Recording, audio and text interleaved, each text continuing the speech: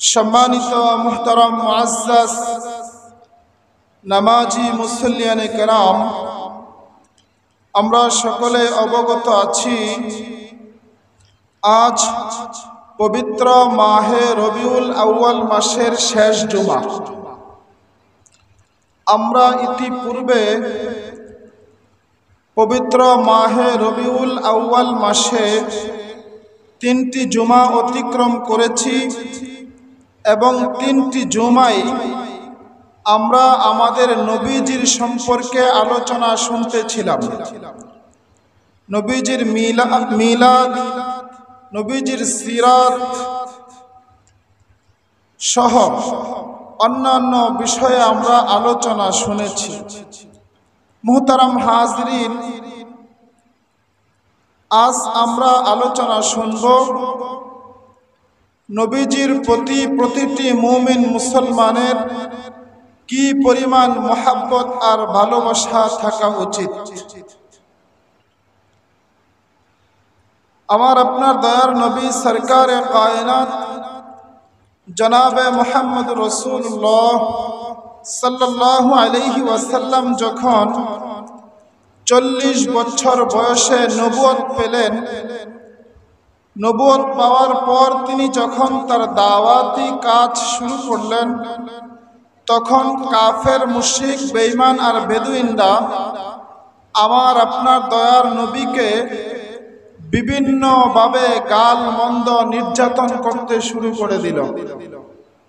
মুহতারাম হাজিরুন, কাফেররা নবীজি সাল্লাল্লাহু আলাইহি ওয়াসাল্লামকে যেই সমস্ত গালাগালি করতেন, তার মধ্যে বিশেষ একটা গালি দিতেন, বিশেষভাবে তাকে অপমান করার চেষ্টা করতেন একটি শব্দ বলে, তা হলো মাজনুন।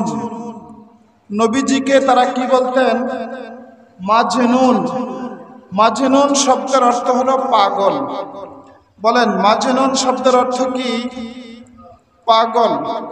নবীজিকে তাহারা পাগল বলে আখ্যায়িত করতেন এবং মানুষদেরকে তারা বাধা প্রদান করতেন যে এই লোকটার কাছে যাবা না, খবরদার, এই লোকটার কাছে যাওয়া যাবে না। কারণ কি? কারণ হলো এই লোকটা হলো মাজনুন, অর্থাৎ পাগল।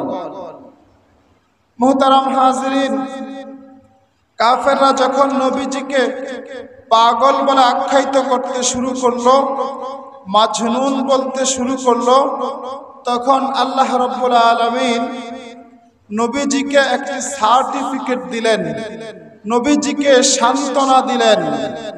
সেটি কি? আল্লাহ রাব্বুল আলামিন কোরআনে কারীমের 29 নম্বর পারার সূরা কলমের মধ্যে বলেন, নুন ওয়াল কলামি ওয়া মা ইয়াসতুরুন মা আনতা বিনি'মাতি রাব্বিকা বিমাজনুন ওয়া ইন্না লাকা লা'আলা খুলুকিন আযীম।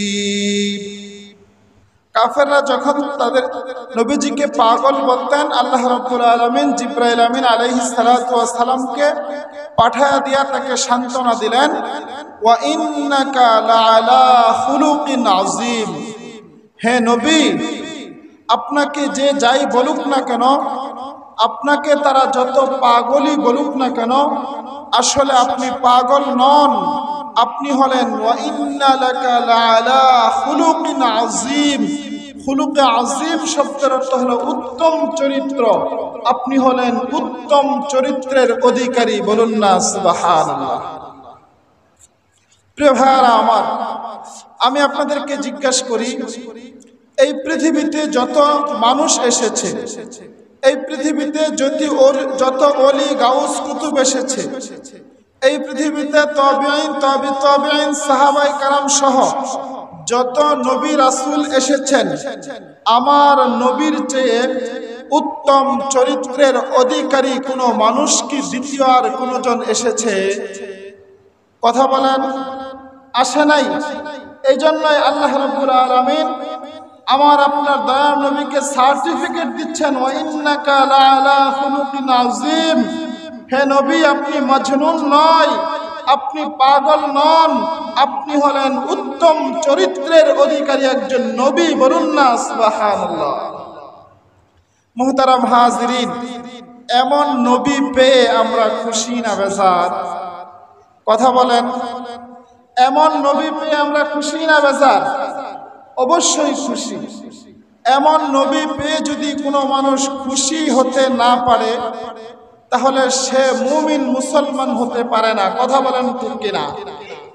মুহতারাম হাজিরিন, এই জন্য এই পৃথিবীতে আমাকে আর আপনাকে যদি একজন পরিপূর্ণ খাঁটি মুমিন মুসলমান আর ইমানদার হতে হয়, তাহলে আমাদের প্রত্যেককেই আমাদের সকলের চেয়ে, আমাদের জীবনের চেয়ে, আমাদের সম্পদের চেয়ে, আমাদের মা বাবা ভাই বোন আত্মীয় স্বজন ঘর বাড়ির চেয়ে আমার আপনার দয়ার নবীকে সবচেয়ে বেশি মহব্বত করতে হবে, সবচেয়ে বেশি ভালোবাসতে হবে।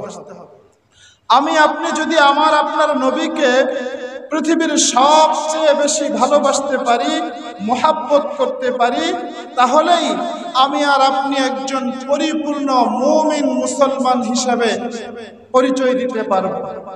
এছাড়া নবীজিকে ভালোবাসা ছাড়া, নবীজিকে মহব্বত করা ছাড়া কোনো মানুষ মুমিন হতে পারে না। কথা বলেন ঠিক কিনা?